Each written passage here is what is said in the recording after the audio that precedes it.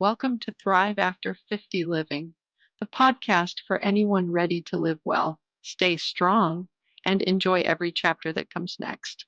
I'm so glad you're here because no matter where you are right now, whether life feels exciting, uncertain, overwhelming, or somewhere in between, this space is for you. Each week, we explore one topic across the things that matter most after 50: your health, your mindset, your relationships, your finances, and your growth. Practical, honest, and always with the reminder that your best years, they're still ahead. Today, we're talking about something almost every single person over 50 has felt: that deep, bone level exhaustion that no amount of sleep seems to fix. Let's get into it. Let me ask you something. When did you last wake up feeling genuinely refreshed? Not just, okay, not I can function, but actually energized, ready, alive. If you had to stop and think about that, this episode is for you. Because here's what nobody tells you: the exhaustion so many people feel after 50 isn't just tiredness, it's a signal. And once you understand what your body is actually telling you, you can do something about it. I want to start by saying this. If you've been feeling run down, sluggish, or like your energy just isn't what it used to be, you are not alone. And more importantly, you are not broken. Fatigue after 50 is one of the most common things people talk about. It shows up in search engines millions of times a month. It comes up in doctors' offices constantly. And yet, most people are told the same thing. Well, you're getting older. And that's just not good enough. Because, yes, your body changes after 50, but change doesn't have to mean decline, and tired doesn't have to be your permanent state. Today, I'm going to walk you through the three most common reasons energy drops after 50. And then I'm going to give you 5 real, practical steps you can start this week. Not someday, this week.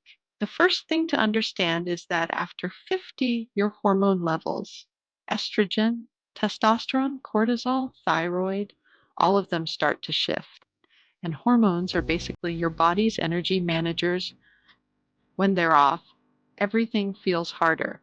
For women, dropping estrogen levels directly affects sleep quality, mood, and physical energy. For men, declining testosterone does the same. And for everyone, cortisol, the stress hormone, starts to get harder to regulate, which means stress hits harder and takes longer to recover from. This isn't a personal failure. This is biology. And knowing it is actually empowering because it means the fix isn't to just try harder, it's to work with your body, not against it. Here's something that surprises a lot of people. You might be sleeping 8 hours, but waking up exhausted, and you wonder, what is wrong with me? Here's what's happening. After 50, we spend less time in deep, restorative sleep. We wake up more. We sleep lighter.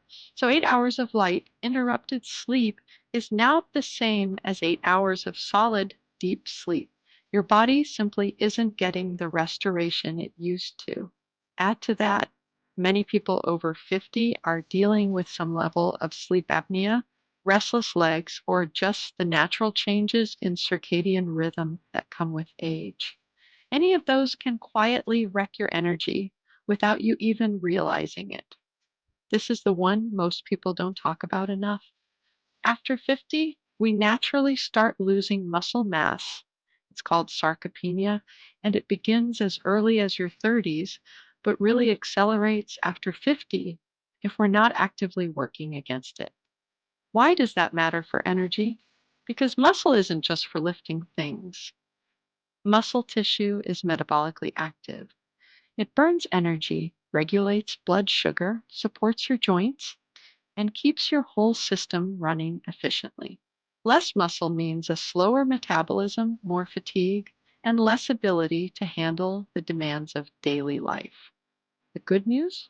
This is one of the most reversible factors on this list. I want to pause here and just say something honestly.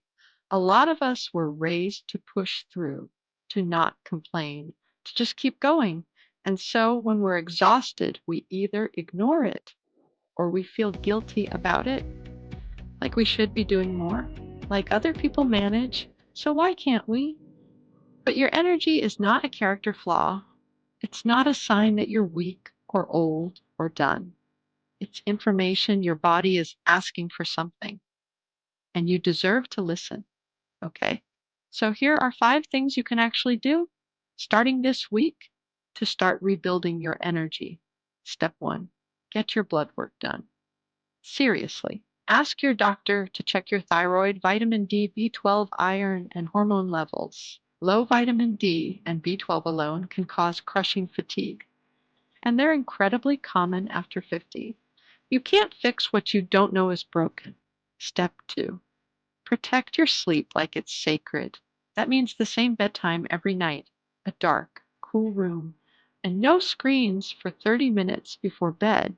If you're waking up constantly or snoring heavily, talk to your doctor about a sleep study. Sleep apnea is massively underdiagnosed and completely treatable. Step 3, add protein to every single meal. Protein is the building block of muscle, and most people over 50 are not eating enough of it. We're talking eggs, Greek yogurt, chicken, fish, legumes, cottage cheese. Aim for 25 to 30 grams of protein per meal. This one change alone can shift your energy noticeably within 2 weeks. Step 4, move your body with resistance. I'm not saying run a marathon. I'm saying 2 to 3 times a week do something that challenges your muscles. Bodyweight exercises, resistance bands, light weights, and even chair exercises count. You are literally rebuilding your energy engine every time you do this. Step 5, rethink your relationship with caffeine. Coffee and energy drinks mask fatigue. They don't fix it. Caffeine after 2 p.m. disrupts deep sleep. Try cutting off caffeine by noon for 2 weeks and watch what happens to your nighttime rest. Most people are shocked. And that's a wrap on episode 1 of Thrive After 50 Living. Thank you so much for spending this time with me today. I hope you're walking away with at least one thing you can do this week to start feeling more like yourself again. Even one small shift matters. If this episode resonated with you, I'd love for you to subscribe, leave a review, and share it with someone in your life who could use a little extra energy right now. That's how we grow this community, one person at a time. I'll be back Thursday with something just as important. We're talking about your grocery bill, why it's not just inflation, what tariffs actually have to do with the price of your food, and 8 real ways to fight back at the checkout. You won't want to miss it. Until then, live well, stay strong, and always remember your best years are still ahead. See you Thursday.